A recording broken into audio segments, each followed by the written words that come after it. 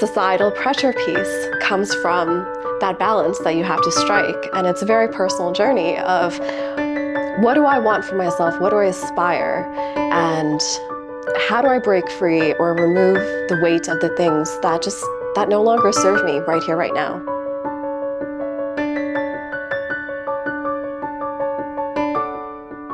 The Unlearn team is here today with Jasmin. Jasmin, would you like to tell us about yourself? Sure. Well, first and foremost, thank you so much for having me. My name's Jasmin. I am an award-winning artist. I own a full-service art studio, so that means my work includes everything from murals, street art, public art programming. I run workshops.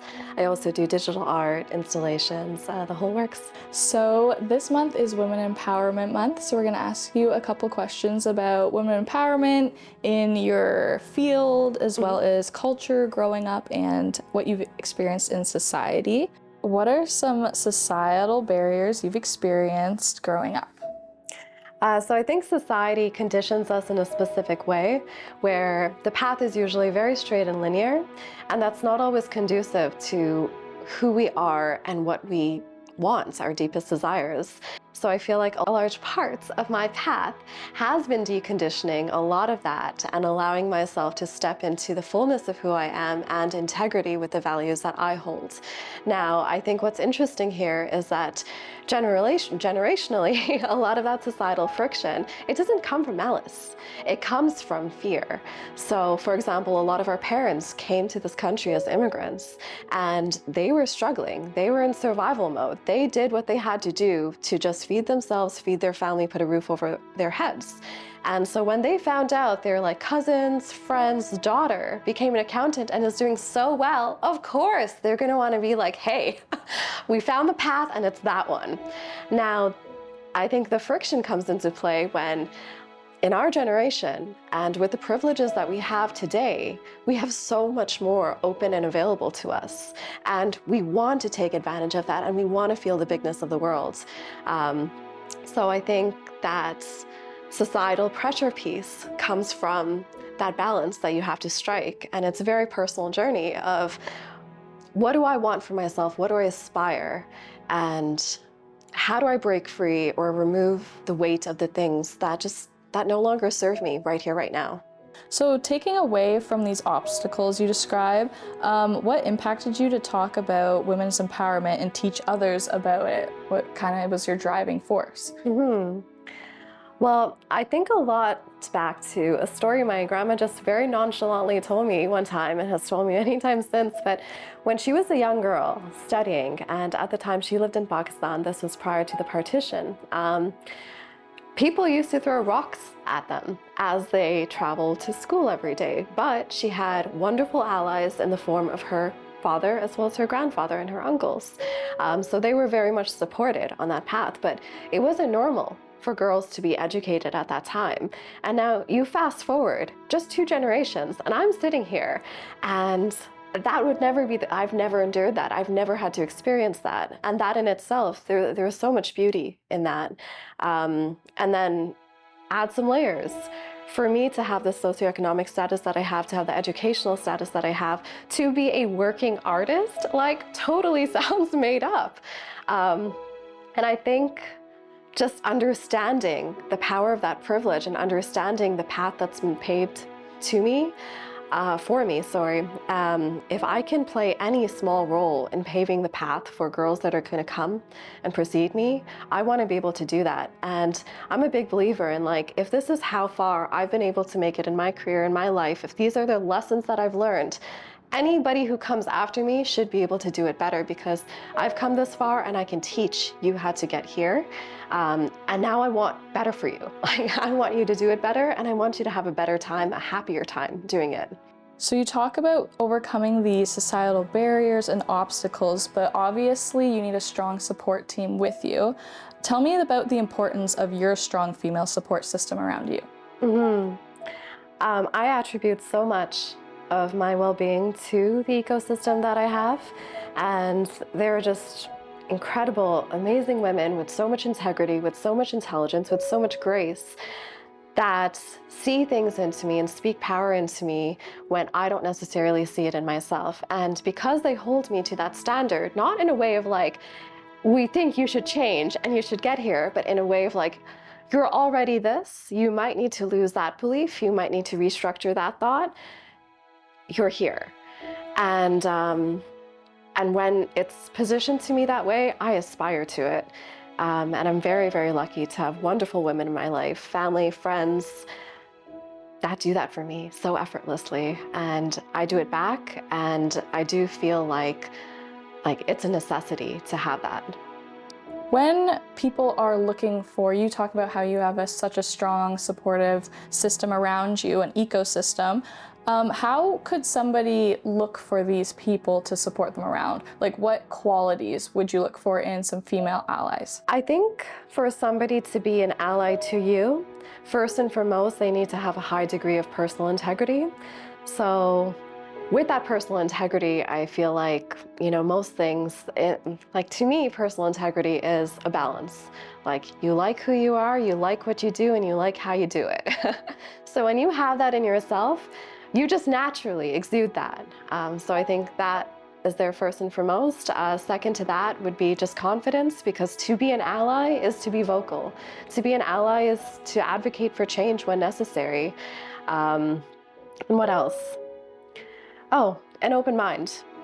Times are radically changing, and I think that is a beautiful thing. And to keep up with this, and to keep up with the influx of information and the change, like, we need to be well informed, and we need to be seeking out new sources of information. Saying women that are constantly unlearning things. Yes. All together. Yeah, I love that. Have you seen any empowerment initiatives that have allowed women to be more recognized? I mean, there are so many women empowerment initiatives out there. I believe any spaces that are conducive to women being able to rise up or holding space for women are good spaces to be. So whether that's charities, women's shelters, women's groups, all these places just to congregate, come together, share ideas. Amazing. How do you think society can better support women's voices? I think society can better support women's voices by taking more of an action orientation. So we're just in such a unique part of history right now. Like, things have accelerated so much in the past 50, 100 years. Laws have been created, systemic change has happened, and we now have so much more terminology, like more than we ever had before, to be able to speak about issues that are arising. With that said, we don't actually have the full systems fully fleshed out, fully built, fully developed to actually create the type of change that we want for women long term. So that includes policymaking, that includes laws, that includes change from the top down, as they say. Mm-hmm. In your opinion, how can art contribute to changing perceptions and promoting empowerment for women of color? Art is such a vehicle for the voice, and I feel like it is a wonderful, neutral way for people to be able to absorb new ideas and have seeds planted. So whether that's a lyric that really resonates with you, or if it's a piece of art, it's a painting, and it actually reflects back to you something you haven't seen as a woman of color, as somebody who's been marginalized historically speaking, and you're actually seeing that being celebrated, that in itself grows confidence. And it's also in the books we read as well as the books that we write. So I think it's important to both consume women of color's voices in terms of music, literature, art, but also to be the creators of it. Did you have any women mentors that you looked up to growing up? Yeah, so I get asked this question all the time, and my artist statement literally opens up with this, and it says, I get asked all the time if I knew I was going to be an artist when I grew up, and it goes on to say, well, no, I didn't, because that was not culturally, socially, or economically available to me. Yeah, growing up, I mean, I didn't see a lot of brown women straying out of the conventional paths, the careers, and I certainly don't think I saw any visual artists doing so, or as women of color, or maybe, And I'm sure there was that availability. I just wasn't exposed to it. So that dream wasn't available to me. With that said, I love that I'm here now, and that's a part of this all, right? It's being able to plant the seeds and say, hey, I had no idea. This wasn't even on my radar, but this is so possible. It's viable. You can do it. And hey, I came from the corporate world. Like, you can transition your life to do this full time and make a whole life out of it. But to your question, generally, have I had my entire life I've had women mentors. I was like 21 years old and working in marketing, and Lori Weston, she was a director, and she just had so much confidence and faith in me that she had me presenting to C-suite executives.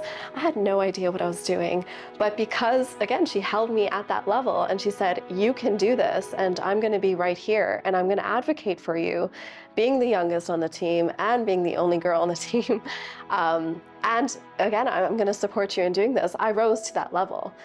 So I think of people like that, and there have been so many that have just seen something, spoken power to it, and let me get there. So you talk about cultural barriers and maybe not even having that dream as a kid.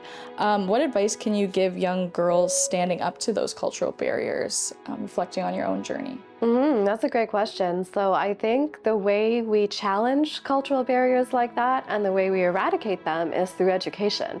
Like, there's nothing higher than that. So if you can expose yourself to new literature, if you can follow great thinkers of this time, if you can follow people who are making a difference, get to know what their path was, get to know the things that shaped them and what they did to overcome it. Like, we have that accessibility today. So we're able to go and read somebody's like a book that they've written about their journey, where they tell us exactly what they did. How exciting, you know? And especially with the technology, like, all of this is accessible to us. It's in our pocket. So let's leverage it to the best of our ability. What are your favorite books that you could recommend someone should read about women empowerment? There are so many fantastic books out there right now about women empowerment. A few that come to mind are Becoming, Michelle Obama, Finding Me by Viola Davis, incredible book. Men Explain Things to Me. So my sister-in-law recommended the book to me, and I thought the title was a little provocative, to be honest. That was my initial reaction to it. So I had a little bit of, like, I wasn't too sure if I was going to read it. I read it, and I was like, I have been missing out on critical information, and I can't believe I went this many years without it. So I'd highly recommend that book, as well as Women Who Run with Wolves. It's just this amazing book. It tells short tales, and each tale imparts a very important, crucial lesson to women on confidence, on discernment, on finding, your true north, just in a very eloquent way. So those are some books, and I'll give you a song as well.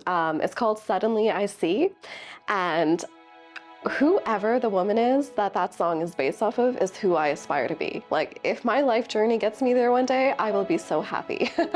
But the lyrics of that song are just so, so powerful. What advice would you give to your brother to help him navigate the world to make sure he's respecting women and supporting women? Men who are growing up right now and they're wanting to advocate for women, they're wanting to be allies, but there is a lot of misinformation out there. So I think the first thing that boys, men can do to be good allies to their sisters, to their girlfriends, to their wives, whoever it is find the right information. So find those streams of information that are true, that are proven, that are factual, that have good, journalism behind them. I think that is so important. And that also allows us not to be so polarized. So you do see a lot of polarization going on right now, a lot of men are like this, women are like this. No, we need to have a very strong line of communication that's open between both sides. And there needs to be an ongoing dialogue where we can work out some of these things and we can speak to each other first and foremost like humans. And then secondly, as the genders that we identify as. So I think, I have an older brother, and I make sure, we have that type of dialogue where it is very free, it is very comfortable, where it is very open, and that requires trust on both sides. That requires having an open mind, and that also requires not villainizing, right? And I think that's something that we can all use in our day-to-day lives, where we need to feel like, okay, we're all in this together, and we need to have a solution orientation. Like, if we're trying to get from A to B, we're only going to get there through mutual cooperation, and I think that should always be the shared goal.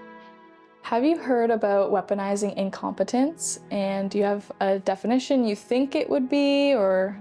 The way I would define weaponized incompetence is that it comes and it is born from malice, and it is somebody using their shortcomings to put more of a load on another person, usually women. So like, oh my gosh, I suck at the dishes. Could you? And I think it keeps us in these patterns, and it enforces patriarchy, it enforces gender stereotypes. And yeah, I mean, I don't think that's any way to live long term.